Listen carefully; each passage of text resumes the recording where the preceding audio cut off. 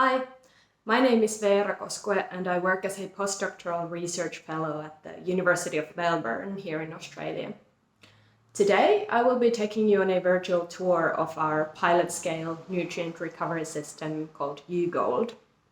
We're currently building the pilot here at our industry partner AJJA Technologies facility near Lismore, Australia.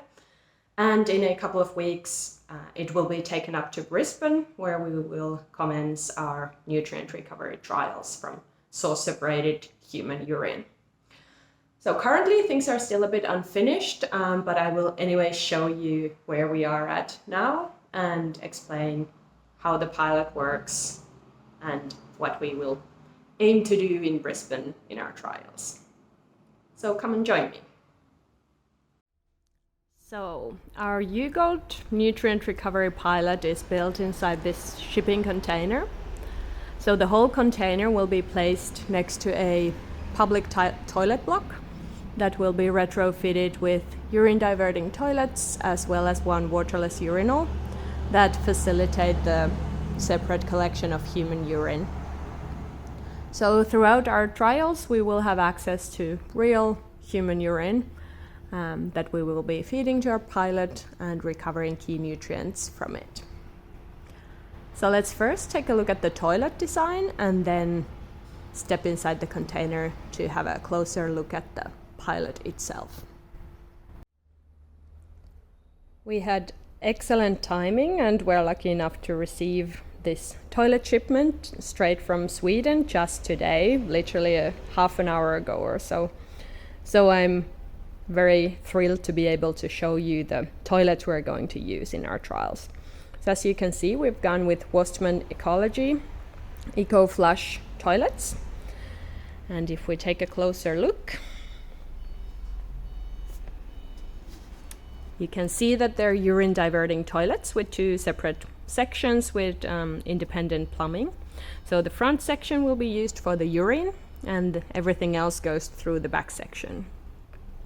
And these are not completely waterless toilets, so even for the urine there is minimal flush, but that's only a few hundred milliliters, which will help minimize the dilution effect for the urine. In total we have 5 of these toilet pans. 3 of them will be placed in the female designated toilets and 2 in the male toilets. And as I mentioned, in addition, we'll put 1 waterless urinal in the male toilets. That will be by Uridan, a waterless urinal company placed here in New South Wales, Australia. But unfortunately, we don't currently have that urinal with us.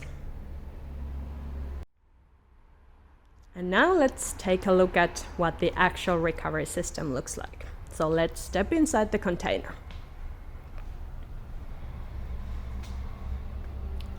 After collecting the urine separately using the toilets I just showed you, the urine will be stored in this urine tank for a few days to facilitate the naturally occurring urine hydrolysis.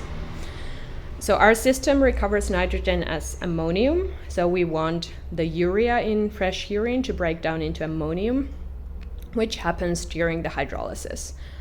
So we want to ensure that the hydrolysis step is complete before feeding the urine into our system. Now the volume of this tank is 100 liters and the system is designed to treat around 40 liters of urine per day. And so the hydrolyzed urine will be pumped from the tank into our UGold reactor. Now UGold is an electrochemical system that uses bacteria as biocatalysts at the anode. So in this stack we have 10 anode and cathode pairs, and each of them has a recovery chamber in between. And the recovery chamber is separated from the anode and cathode with ion exchange membranes. Here we're using stainless steel as current collectors for both the anode and cathode, and the chambers themselves are filled with graphite granules. So the granules provide a large surface area for the biocatalysts to grow, in the anodes, and that will facilitate the conversion of some of the chemical energy in urine into electrical energy. So we will be applying a external voltage into the system, but the biocatalysts producing some of the electrical energy needed within the system will help keep the energy consumption down. So electrically, the cell pairs will be operated in parallel, so individually, but hydraulically they will be combined. So all the analytes will be mixed together in this analyte column on the left. From there, the analyte overflow will continue to the cathode, and all the cathode chambers will be mixed in this middle column here. It is slightly higher than the other columns because it's also used to separate gas from the liquid phase. So any hydrogen produced at the cathode, and also any carbon dioxide produced at the anode that will then go through the cathode. So all the gases will be separated from the liquid phase in this column and vented out. And finally, the product, which is the liquid concentrate generated in the recovery chambers, will be collected in this final column on the right. And finally, given that this is a large collaboration project with partners from different cities, myself mostly based in Melbourne, the pilot physically being in Brisbane, and Australia being a fairly large country, we are also going to put into place this control system using Red Lion hardware that facilitates the remote access of some key parameters, as well as being able to control some things remotely.